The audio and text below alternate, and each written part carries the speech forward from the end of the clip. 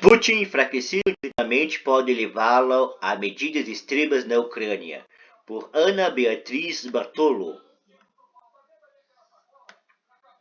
Investigue.com. Após 7 meses da invasão da Ucrânia pela Rússia, o conflito ganhou um novo capítulo com o presidente russo Vladimir Putin reclassificando o conflito de operação especial para mobilização parcial. Na prática, a convocação de parte da população, especificamente de reservistas, para a linha de frente do embate é uma escalada da violência e leva às respostas militares de Putin no conflito. Para o cientista político Gunther Rudzitz, professor de Relações Internacionais da ESPIN, há dúvidas sobre a capacidade russa de treinar e armar esses soldados, porém a mais preocupante é que não há uma certeza sobre quais são as intenções de Putin em relação ao conflito, o que dificulta a negociação de paz na região. Esse novo capítulo também pode abalar o apoio de Putin tem dentro da Rússia, o que, segundo Rudzitz, obriga o líder a tomar ações para contornar o oponente e demonstrar força, podendo causar decisões extremas, como o uso de armas nucleares. Já no contexto nacional, o professor da ESPIN diz que é difícil prever o que vai acontecer. Com as sanções econômicas e a dependência que o continente europeu possui do gás russo, é difícil prever até que ponto aliados como Índia e China ficarão do lado da Rússia e o quanto a União Europeia pode manter sua unidade. Rutz conversou com exclusividade com Investing.com Brasil na última sexta-feira, de 23, para explicar o cenário atual causado pelo conflito territorial ucraniano. Confira abaixo a entrevista. Investigue.com. Quais são os efeitos da mudança de operação especial para mobilização parcial? Gunther Rudzitz. Primeiro, tudo indica que não está sendo uma mobilização parcial. Há diversos relatos de mobilização de homens com idades acima do que era previsto, até na casa dos 50 anos, e jovens que não fizeram nem serviço militar. Então o governo russo anunciou uma mobilização militar, mas está indo muito além disso. O efeito prático disso é convocar o maior número de soldados possível para ir para a frente de batalha. O grande problema para o governo russo é que, pela estrutura russa, quem treina os novos recrutas são os chamados soldados e oficiais voluntários, aqueles que são os profissionais que assinam o contrato de alguns anos para servir as Forças Armadas, mas esses voluntários estão na frente de batalha. Para conseguir uma quantidade tão grande assim de pessoas vai ser difícil com esse sistema que eles têm. Se retirarem esses voluntários da linha de batalha, da frente de batalha, eles vão se enfraquecer, mas se não tirar, não vai ter um preparo tão bom quanto para esses convocados. Segundo, tudo indica que já há uma perda muito grande de material e equipamento militar por parte da Rússia. Então, como armar de uma hora para outra tantos soldados assim? Há sério questionamento da capacidade de utilização desses soldados de forma efetiva pelo exército. Inv.br.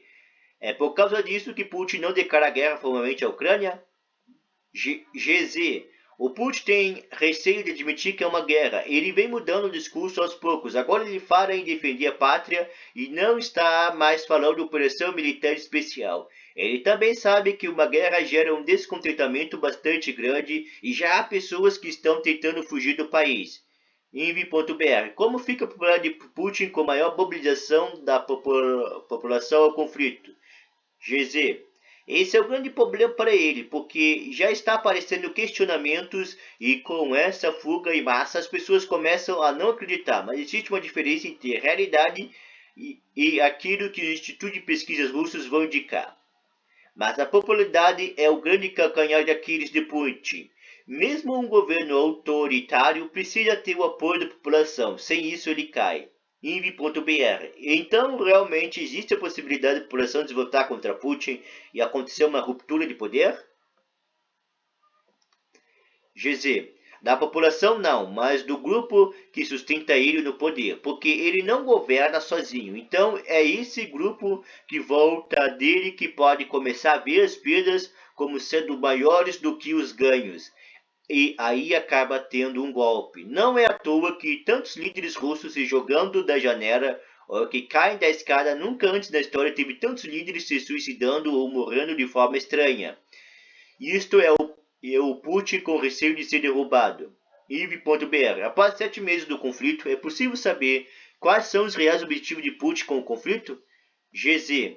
Não sabemos direito qual é o objetivo e esse é o problema, porque se não há a mínima possibilidade de haver convergência de ponto de vista para conseguir negociar com um cessar-de-fogo e depois de um acordo de paz a guerra não termina. Env.br.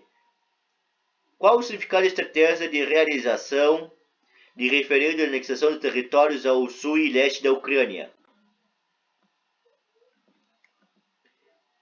GZ. Esses territórios vão passar a ser território russo segundo a versão Moscou. Assim, Putin vai poder usar todos os seus poderes constitucionais para defender o país e aí pode ser que ele convoque uma mobilização total.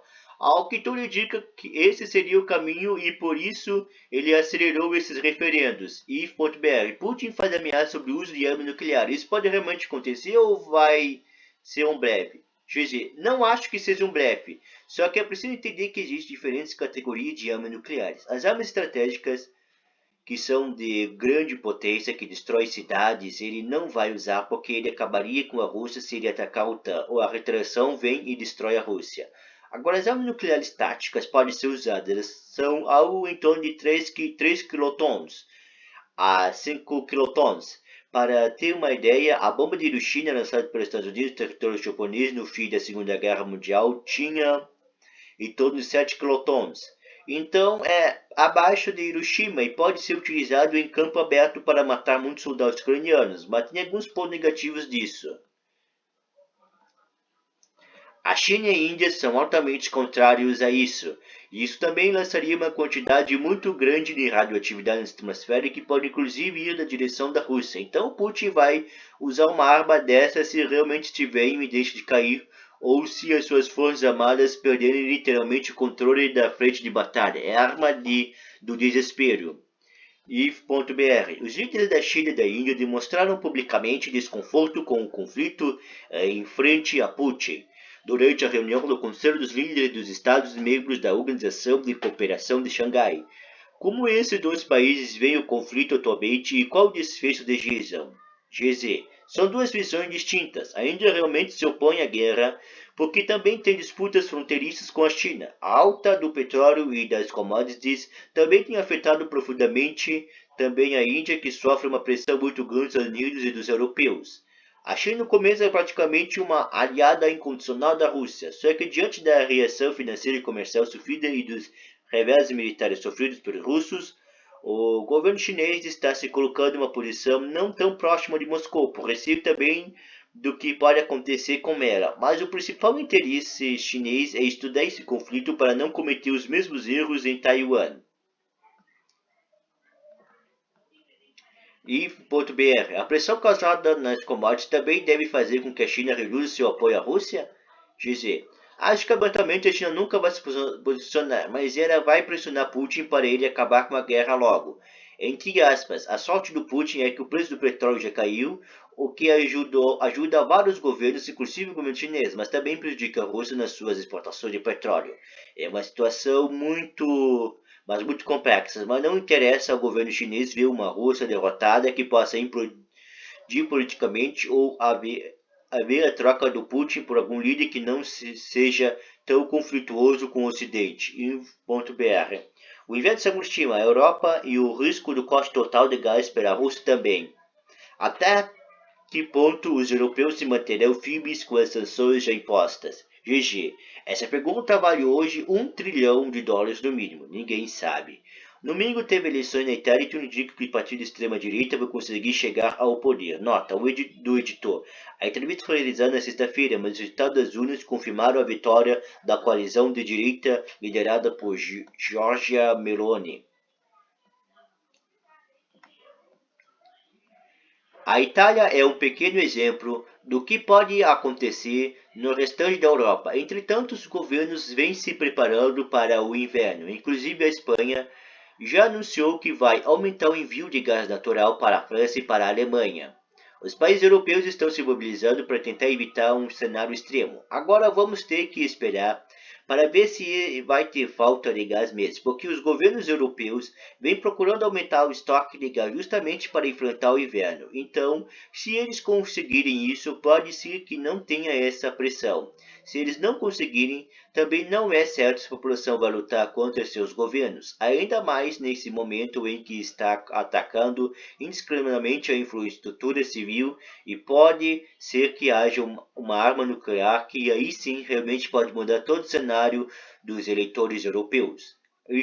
As sanções internacionais impostas à Rússia mostrarão os limites da legitimidade do sistema monetário internacional em relação ao uso do dólar como reserva internacional, pois mostrou o risco de países terem suas reservas congeladas. Essa guerra e aliança estratégica entre Rússia e China, estabelecidas em fevereiro durante a Olimpíada de Inverno da China, pode ter dado início ao novo arranjo do sistema monetário internacional. GZ. No longo do prazo, pode ser, mas não existe moeda circulante suficiente para abastecer o sistema financeiro internacional que não seja o dólar. Papel moeda mesmo. É como Charles de Gaulle, ex-presidente da França, já disse nos anos 50. É um privilégio exorbitante do governo americano, mas o dólar é a moeda da reserva internacional do qual as pessoas têm confiança e que corre em momentos de crise. Então, eu não vejo a possibilidade disso acontecer no curto e médio prazo.